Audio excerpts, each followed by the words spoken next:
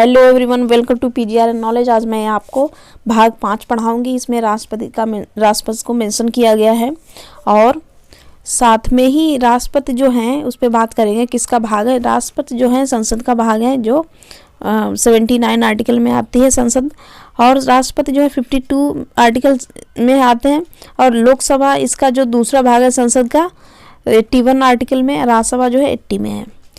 राष्ट्रपति जो है भाग 5 में आर्टिकल कितने मेंशन किया? 52 to 78, और इसमें संघ की कार्यपालिका का वर्णन किया गया है। अब वो कार्यपालिका कौन कौन है, मतलब 50 to 78 तक की आएंगे।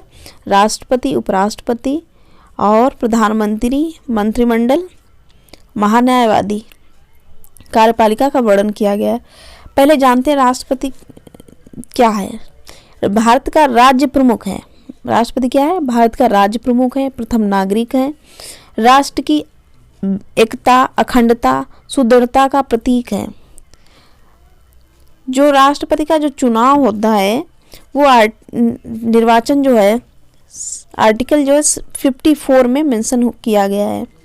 तो बात करेंगे राष्ट्रपति के इलेक्शन की बात, और पहले देखते हैं संसद में। संसद का जो एक भाग है लोकसभा। लोकसभा में कितने मेंबर्स होते हैं? 545, और दूसरा साथ में जो 543 जो हैं 543 जो हैं इलेक्टेड मेंबर होते हैं, और 2 जो होते हैं नॉमिनेटेड होते हैं, मनोनीत होते हैं। राज्यसभा में 200 टोटल 45 होते हैं, 245 होते हैं। उसमें 233 जो होते हैं इलेक्टेड होते हैं, 12 जो होते हैं नॉमिनेटेड होते हैं।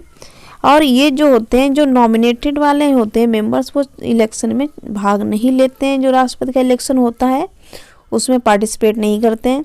सिर्फ राज्यसभा के जो सिर्फ क्या हैं, इलेक्टेड मेंबर हैं। राज्यसभा के, लोकसभा के इलेक्टेड मेंबर हैं जो 543, और राज्यसभा के 233 ये भाग लेते हैं राष्ट्रपति के इलेक्शन में।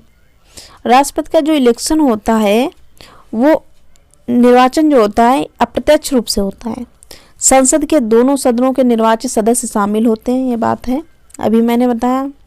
राज्यसभा के भी निर्वाचित सदस्य शामिल होते हैं। केंद्र शासित 2 जो राज्य हैं, एक दिल्ली है, पुडुचेरी है, इनके विधानसभा के निर्वाचित सदस्य शामिल होंगे इसमें, और साथ में इसमें शामिल होते हैं। और जैसे कि और ये भी बात होती है, जैसे कहीं की विधानसभा जो है भंग हो चुकी है और वहाँ के इलेक्शंस नहीं हुए हैं राष्ट्रपति के इलेक्शन के पहले भी, पर फिर भी उनके निर्वाचित सदस्य राष्ट्रपति के इलेक्शन में वो भाग नहीं ले सकते हैं, या राष्ट्रपति के इलेक्शन में वो वोट नहीं दे सकते हैं। ये ऐसे होता है। और साथ में अब बात करेंगे कि राष्ट्रपति के इलेक्शन के लिए उसमें वोट वैल्यू, कोटा, ये सारी चीज़ें बातें होती हैं। वोट वैल्यू मूल्य, मत का जैसे कि मूल्य निकाला जाता है। वो मूल्य कैसे निकालते हैं? एमएलएस का, जो विधायक होते हैं उनका मूल्य निकाला जाता है, और जो एमपी सांसद होते हैं उनके भी मूल्य निकाले जाते हैं। वो कैसे निकालते हैं उस पर बात करते हैं। एक विधायक का मत मूल्य क्या होता है? एक विधायक का मत मूल्य क्या होता है, ये इस पर बात करते हैं। ओके, एक विधायक का जो मत का मूल्य जो होता है, राज्य की कुल जनसंख्या, राज्य की जितनी जनसंख्या होगी, हर राज्य की अलग अलग जनसंख्या होगी। तो ऐसे ही मान लो जैसे उत्तर प्रदेश का निकालना है, तो यूपी का अगर निकाल रहे हैं तो उसमें क्या, वहाँ के जो जनसंख्या टोटल है उसको डिवाइड करें किससे? राज्य के विधानसभा के निर्वाचित कुल सदस्य, जितने भी एमएलएज हैं उनसे डिवाइड किया जाएगा यूपी की पॉपुलेशन को, फिर इनटू डिवाइड किया जाएगा 1000। ये एक विधायक की वैल्यू निकलेगी। और फिर जब पूरे राज्य का निकालना होगा तो टोटल जो विधायक होंगे उनसे मल्टीप्लाई कर दिया जाएगा, जो भी वैल्यू आएगी। तो ये राज्य के टोटल विधायक की जो वैल्यू होगी, मतों का मूल्य होगा, निकल आएगा ऐसे। फिर एक बार मैं बता देती हूँ। जैसे कि राज्य की कुल जनसंख्या होनी चाहिए, उसको डिवाइड किया जाएगा राज्य की विधानसभा के निर्वाचित कुल सदस्य, ठीक है। जब डिवाइड हो जाएगा तो उसके बाद में फिर जो भी नंबर आएगा उसको डिवाइड करेंगे 1000 से, तो ये आ जाएगा एक एमएलए का मत का जो है मूल्य आ जाएगा। फिर मत का मूल्य आ जाएगा, फिर उस राज्य के जितने भी एमएलएज होंगे उनसे मल्टीप्लाई कर दिया जाएगा, तो टोटल एमएलएज की जो वोट वैल्यू है वो आ जाएगी। ठीक है, तो ऐसे निकलता है विधायक के जो मत का मूल्य होता है निकलता है, जो राष्ट्रपति के जो इलेक्शन होते हैं उनमें पार्टिसिपेट करते हैं। और ये भी बात समझ आ रही होगी कि जो एमएलएज होते हैं हर जगह के एमएलएज की अलग अलग, हर राज्य के अलग अलग एमएलएज, मतलब एमएलएज का, जैसे कि यूपी के एमएलएज की जो वोट वैल्यू होगी अलग होगी, और उत्तराखंड के जो एमएलएज होंगे उनकी वोट वैल्यू अलग होगी। तो ये बात होती है। अब बात करते हैं, एमएलएज की बात तो हो गई, अब बात होती है सांसद।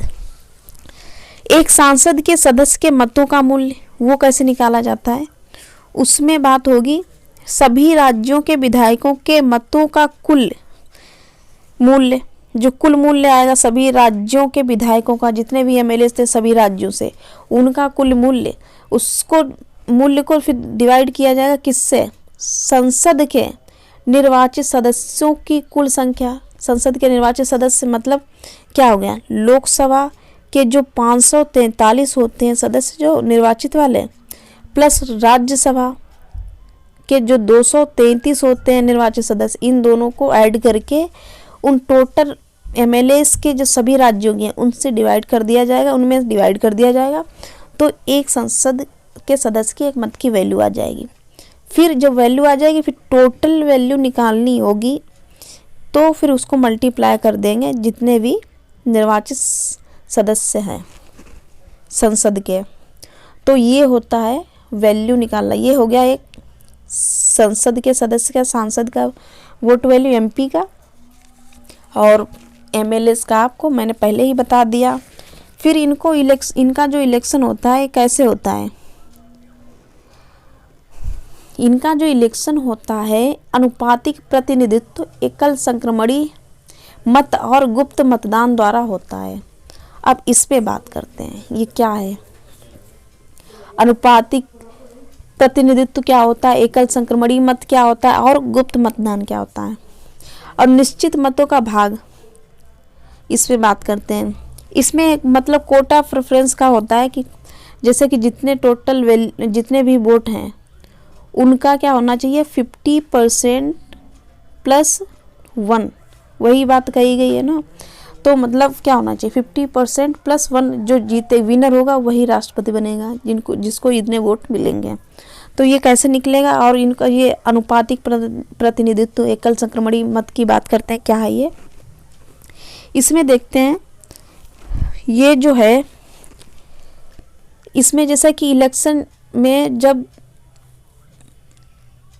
राष्ट्रपति का इलेक्शन जब होता है तब मान लो कोई भी एक कैंडिडेट खड़ा हुआ है तो उसी को राष्ट्रपति बना दिया जाएगा।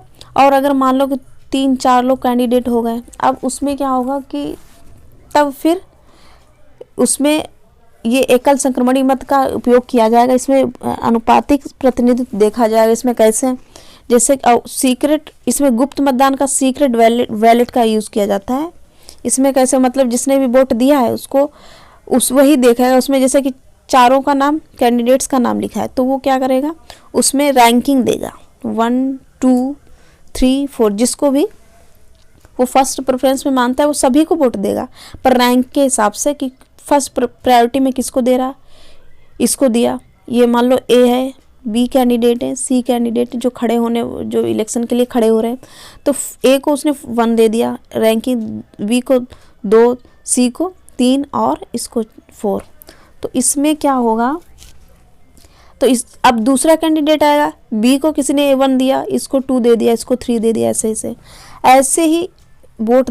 इसमें क्या होता है कि जो एकल संक्रमणी मत ऐसे दिया जाएगा, प्रेफरेंस के हिसाब से दिया जाएगा। अब इसमें क्या होगा कि वोटों को काउंट किया जाएगा, जिसकी फर्स्ट होगा, प्रेफरेंस ज़्यादा होगी, उसको लिया जाएगा। और जिसकी लोएस्ट प्रेफरेंस रही होगी, जिसको मतलब बहुत कम लोगों ने फर्स्ट प्रेफरेंस पे दिया है, तो उसको लगभग ना के बराबर ही समझेगा कि उसको प्रेसिडेंट नहीं बन पाएगा, तो इसको एलिमिनेट कर देंगे वहाँ से। जब एलिमिनेट कर देंगे, उसके जो फर्स्ट रैंक वाले प्रेफरेंस होंगे हुआ है, तो उसको इन तीनों में